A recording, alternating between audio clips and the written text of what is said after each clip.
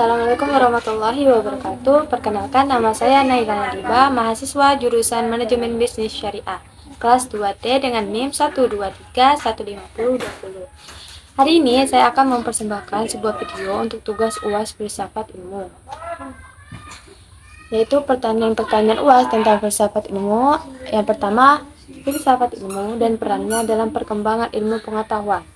Nah, filsafat ilmu adalah cabang filsafat yang menyelidiki dasar-dasar, metode, dan implikasi ilmu pengetahuan. Ia berupaya untuk memahami sifat ilmu, bagaimana ilmu diperoleh, dan bagaimana ilmu dapat diaplikasikan dalam kehidupan.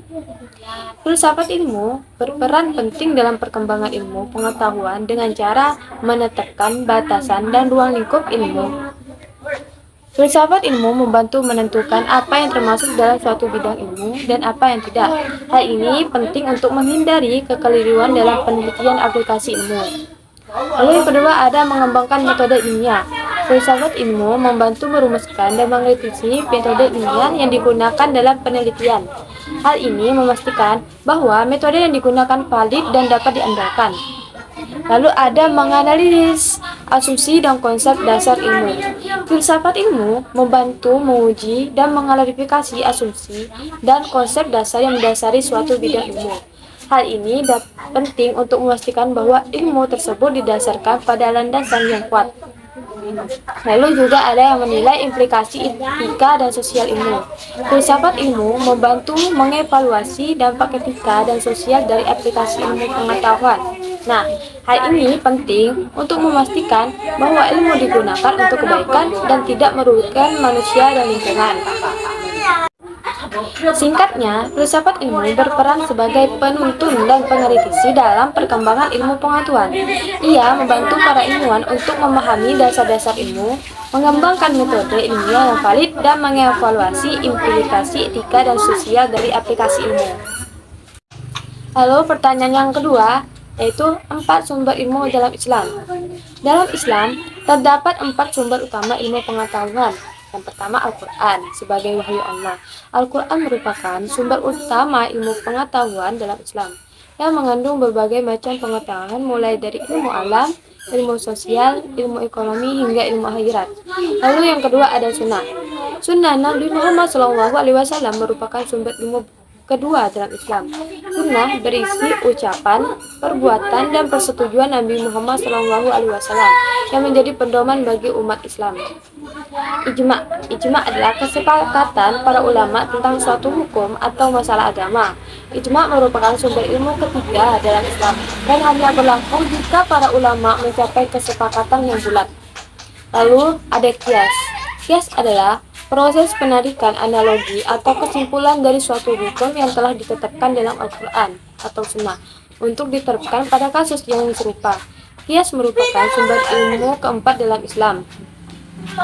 Nah, kaitan dan hubungan antara keempat sumber ilmu ini adalah Al-Quran dan Sunnah merupakan sumber utama yang menjadi dasar bagi ketiga sumber lainnya. Lalu, ijma dan kias merupakan upaya untuk memahami dan menerapkan hukum yang telah ditetapkan dalam Al-Quran dan Sunnah pada konteks yang berbeda. Keempat sumber ini saling melengkapi dan mendukung satu sama lain dalam pengembangan ilmu pengetahuan dan Islam. Lalu yang ketiga, pertanyaan ketiga, fungsi adab atau akhlak dalam menuntut ilmu. Adab atau akhlak memiliki peran yang sangat penting dalam proses menuntut ilmu. Adab dalam menuntut ilmu bukan hanya tentang sopan santun, tetapi juga tentang sikap mental dan spiritual yang mendukung proses belajar. Beberapa fungsi adab atau akhlak dalam menuntut ilmu adalah mempermudah proses belajar. Nah, adab yang baik seperti kesopanan, kerendahan hati, dan rasa ingin tahu dapat menciptakan suasana belajar yang positif dan kondusif. Dan untuk meningkatkan kualitas ilmu, adab dalam menuntut ilmu seperti kejujuran, ketelitian, dan ketekunan dapat meningkatkan kualitas ilmu yang diperoleh. Nah, dalam membentuk pribadi yang mulia, adab dalam menuntut ilmu seperti rasa syukur, sabar, dan rendah hati dapat membentuk pribadi yang mulia dan bermanfaat bagi masyarakat. Untuk menghindari kesombongan dan keangkuhan, adab dalam menuntut ilmu seperti rendah hati dan menghormati guru dapat mencegah seseorang dari kesombongan dan keangkuhan. Nah, dengan demikian, adab atau akhlak ini menjadi faktor penting dalam mencapai ilmu yang bermanfaat dan membentuk pribadi yang mulia. Nah, pertanyaan keempat, apakah ilmu bebas nilai? Pertanyaan apakah ilmu bebas nilai ini merupakan perdebatan yang panjang dan kompleks dalam filsafat ilmu. Ada yang berpendapat bahwa ilmu bebas nilai artinya ilmu hanya fokus pada fakta dan data tanpa dipengaruhi oleh nilai-nilai moral dan ideologi. Namun, banyak yang berpendapat bahwa ilmu tidak sepenuhnya bebas nilai. Hal ini karena pilihan objek penelitian. Para ilmuwan memilih objek penelitian berdasarkan nilai-nilai yang mereka anut. Misalnya, penelitian tentang dampak perubahan iklim didorong oleh nilai-nilai lingkungan. Metode penelitian. Metode penelitian yang digunakan juga dipengaruhi oleh nilai-nilai tertentu. Misalnya, metode penelitian kuantitatif cenderung lebih objektif, sedangkan metode kualitatif lebih menekankan pada subjektivitas. Nah, interpretasi data yang diperoleh dari penelitian juga dipengaruhi oleh nilai-nilai yang dianut oleh peneliti. Misalnya, data tentang efek samping obat dapat diinterpretasikan berbeda oleh peneliti yang memiliki nilai-nilai etika yang berbeda.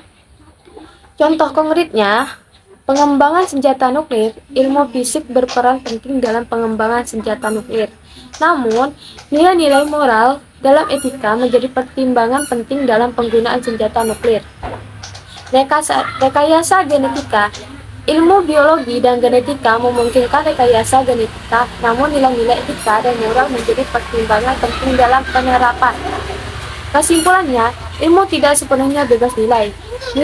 Nilai moral, etika, dan ideologi selalu berperan dalam proses penelitian, interpretasi data, dan aplikasi ilmu.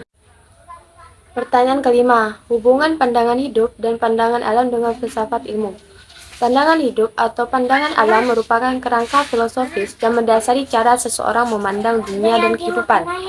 Pandangan hidup ini memiliki pengaruh yang signifikan terhadap perkembangan dan konsep filsafat ilmu.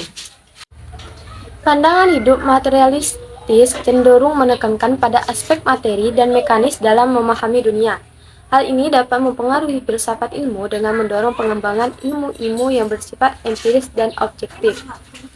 Pandangan hidup spiritualistis cenderung menekankan pada aspek spiritual dan transendental dalam memahami dunia. Hal ini dapat mempengaruhi filsafat ilmu dengan mendorong pengembangan ilmu-ilmu yang bersifat holistik dan integratif. Pandangan hidup humanistis cenderung menekankan pada nilai-nilai kemanusiaan dan keadilan. Hal ini dapat mempengaruhi filsafat ilmu dengan mendorong pengembangan ilmu-ilmu yang bermanfaat bagi manusia dan lingkungan. Nah, contoh konkretnya, pandangan hidup dalam Islam. Pandangan hidup dalam Islam menekankan pada tauhid, akhirat, dan nilai-nilai moral. Mempengaruhi perkembangan filsafat ilmu Islam. Filsafat ilmu Islam menekankan pada pentingnya mencari ilmu untuk mencapai kebahagiaan dunia dan akhirat. Pandangan hidup positivisme yang menekankan pada observasi dan pengukuran, mempengaruhi perkembangan filsafat ilmu positivisme. Filsafat ilmu positivisme menekankan pada metode ilmiah yang objektif dan empiris. Dengan demikian, pandangan hidup dan pandangan alam memainkan peran penting dalam membentuk konsep dan perkembangan Islam ilmu. Konsep dan perkembangan filsafat ilmu. Ia memberikan kerangka filosofis yang mendasari cara kita memahami dunia dan kehidupan serta mendukung arah dan tujuan pengembangan ilmu pengetahuan. Kesimpulannya, filsafat ilmu merupakan bidang penting yang membantu kita memahami dasar-dasar metode dan implikasi ilmu pengetahuan. Ia berperan penting dalam pengembangan ilmu pengetahuan dengan menetapkan batasan, mengembangkan metode ilmiah, menganalisis asumsi, dan menilai implikasi etika dan sosial. Dalam Islam terdapat 4 sumber utama ilmu pengetahuan seperti yang dijelaskan sebelumnya di pertanyaan nomor 1, yaitu Al-Quran, Sunnah, Ijma, dan Qiyas. Keempat sumber ini saling melengkapi dan mendukung dalam pengembangan ilmu pengetahuan. Dan adab dan akhlak memiliki peran penting dalam menuntut ilmu dengan mempermudah proses belajar, meningkatkan kualitas ilmu, membentuk pribadi yang mulia dan menghindari kesombongan. Lalu juga seperti sebelumnya, ilmu tidak sepenuhnya bebas nilai karena nilai-nilai moral, etika, dan ideologi selalu berperan dalam proses penelitian, interpretasi data, dan aplikasi ilmu. Lalu juga tentang pandangan hidup. Nah, pandangan hidup dan pandangan alam merupakan kerangka filosofis yang mempengaruhi perkembangan dan konsep filsafat ilmu. Ia memberikan kerangka filosofis yang mendasari cara kita memahami dunia dan kehidupan, serta menentukan arah dan tujuan pengembangan ilmu pengetahuan. Nah, nah, selesai sudah video dari saya. Semoga apa yang saya sampaikan bermanfaat. Assalamualaikum warahmatullahi wabarakatuh.